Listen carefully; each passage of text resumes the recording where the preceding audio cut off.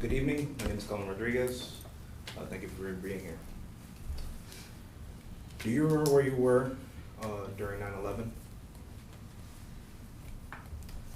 I sure do. And I'm sure as many of you that were alive during that time may remember the way you were informed and where you were when you were informed about the attacks.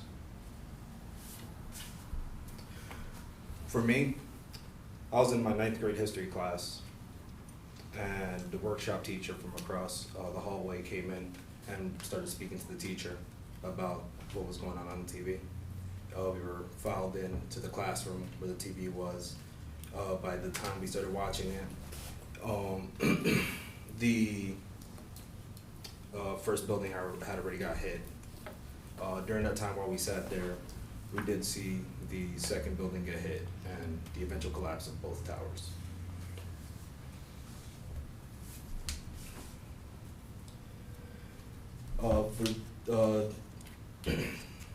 For this speech, I spent the last 2 weeks reading up on the flight paths that were taken by the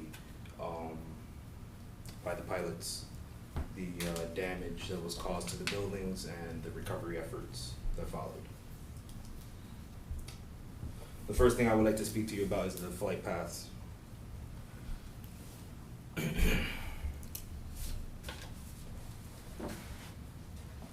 The two flights involved in the attacks on the World Trade Center were American Airlines Flight 11 and United Airlines Flight 175. At 8 a.m. that morning, American Airlines Flight 11 took off from Boston Logan Airport en route to Los Angeles International Airport. From the moment the flight took off, things were strange. As stated by Jim Ritter, Chief of the Vehicle Performance Division at the National Transportation and Safety Board, in his flight path study, at 8:13, while passing through to 26,000 feet, Boston Center instructed Flight 11 to turn 20 degrees to the right.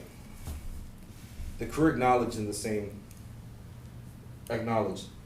minute, the crew was also instructed to climb to 35,000 feet and maintain.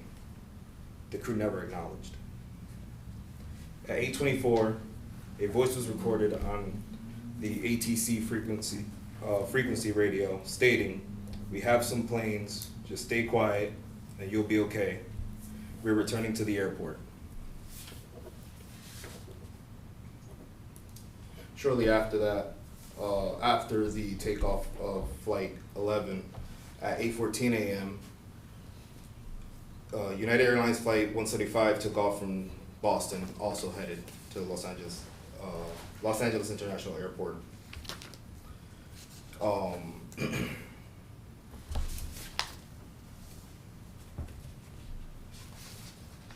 In the flight path study for United Airlines Flight 175, Ritter states, "The first indication of deviation from normal routine occurred at 8:47 a.m. when the aircraft changed beacon codes twice within a 1 minute period. After that, at 8:51, they also deviated from the assigned altitude." The New York Center of Air Traffic Control attempted to contact the flight several times, but they never received a response. Now I would like to speak to you about what happened to the building after they were hit. Each flight attacked a different building. American Airlines Flight 11 impacted the North Tower, also known as World Trade Center 1. And in an investigation headed by the National Institute of Standards and Technology, they stated, in WTC-1, the fires weakened the core columns and caused the floors on the south side of the building to sag.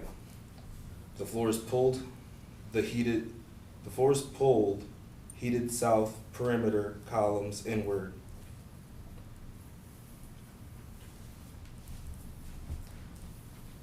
The time from the aircraft impact to the collapse initiation was largely determined by how long it took the fires to weaken the building core. United Airlines Flight 175 impacted the South Tower, also known as World Trade Center 2, at 9:02 a.m. In the same investigation, the National Institute of Standards and Technology stated in WTC-2, the core was damaged severely at the southeast corner and restrained by the east and south walls. WTC-2 collapsed more quickly than WTC-1 because there was more aircraft damage to the building core. Lastly, I'd like to speak to you about the recovery efforts. The rescue and recovery portion was started immediately, led by the New York City Fire Department. In an article by the Associated Press on October 23rd, 2006, Sarah Kugler states that after the twin 110 story towers collapsed, police and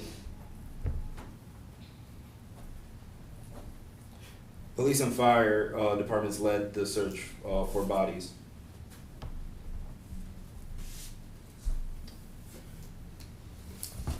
This was just a small portion of the events that occurred that day. The flight paths taken by the pilots, the strange transmission from American Airlines Flight 11, and the structural damage done to the buildings, along with the recovery, some of the recovery efforts. In conclusion, I will leave you with a quote from Sandy Dahl, the wife of the pilot of Flight 93, John Dahl. If we learn nothing else from this tragedy, we learn that life is short and there's no time for hate. Thank you.